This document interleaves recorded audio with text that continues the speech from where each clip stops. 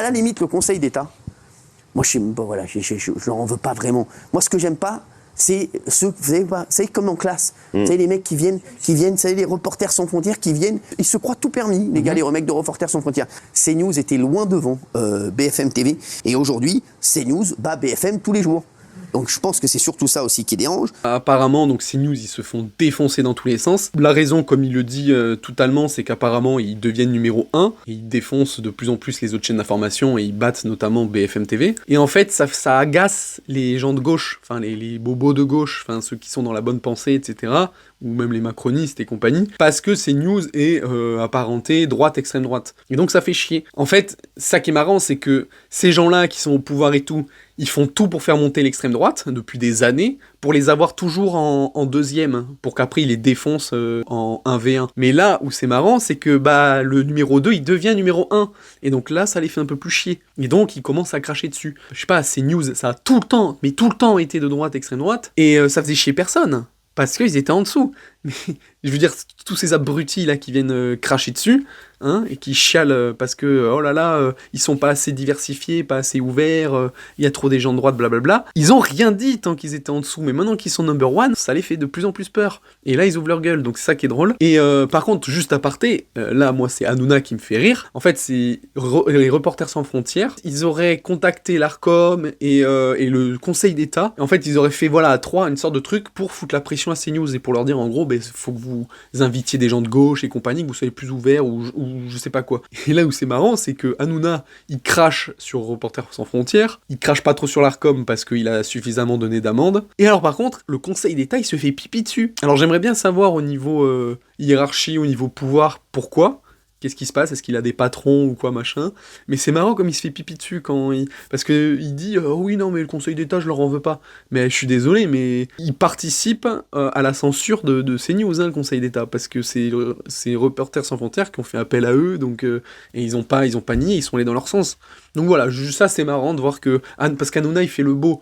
Quand il sait qu'il est plus fort que les autres, il écrase ses concurrents, il fait le coq, mais dès qu'il y a des gens au-dessus de lui, il ferme sa gueule. C'est une chaîne de propagande, selon vous? C'est une chaîne qui est une chaîne plus qu'orientée. C'est une chaîne qui ne dit pas son nom, mais qui est une chaîne, en réalité, une chaîne d'extrême droite, sur laquelle, en fait, la part belle est faite à des gens qui portent la même opinion. Et donc, le minimum, c'est de s'assumer et de revendiquer ce qu'elle est pour permettre aux auditeurs, à ceux qui la regardent, de comprendre qu'ils ne sont pas sur une chaîne d'information généraliste. Il y a des chaînes d'information généralistes qui sont là pour diffuser en fait des points de vue qui sont des points de vue différents, qui entretiennent le pluralisme, qui permettent le débat d'idées, qui permettent à chacun de se forger une opinion. Là, en l'occurrence sur CNews, l'opinion, elle est déjà forgée avant même qu'on arrive, si j'ose dire.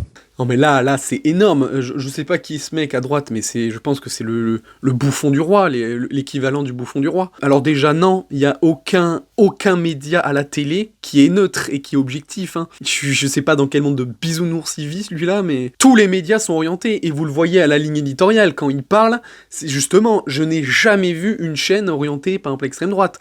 Et là, en l'occurrence, à l'exception de CNews, et là on peut même dire aussi de TPMP, tous les médias sont orientés de gauche de base, de la bien-pensance bobo de gauche, et c'est un fait.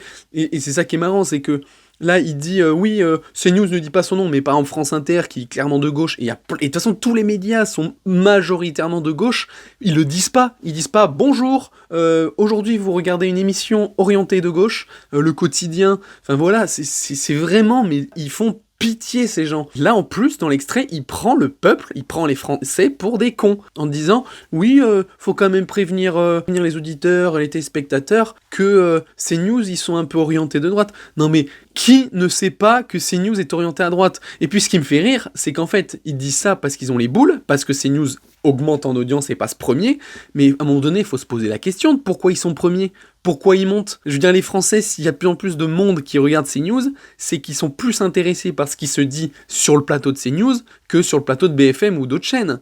Donc à un moment donné, vous avez le seum, mais c'est comme ça. Pour eux, c'est « Oh là là, les Français sont trop cons !» Ils passent sur CNews et ils restent sur CNews. Et en fait, c'est parce qu'ils savent pas que CNews est orienté à droite. Si on leur disait, ils changeraient de chaîne. Enfin vraiment, mais horrible quoi. C'est le cancer quoi, ces gens-là au pouvoir, c'est... Vraiment, à tous les gens qui lisent pas beaucoup et tout, vraiment, mais faites un effort et lisez 1984, c'est un classique, ça fait bête de le dire, mais vraiment, avec ce livre, en fait, vous comprendrez dans le monde dans lequel vous vivez. Orson Welles, il était visionnaire, parce que son livre, mais on plonge dedans, là, avec les deux pieds. Enfin, vraiment, c'est hallucinant, quoi.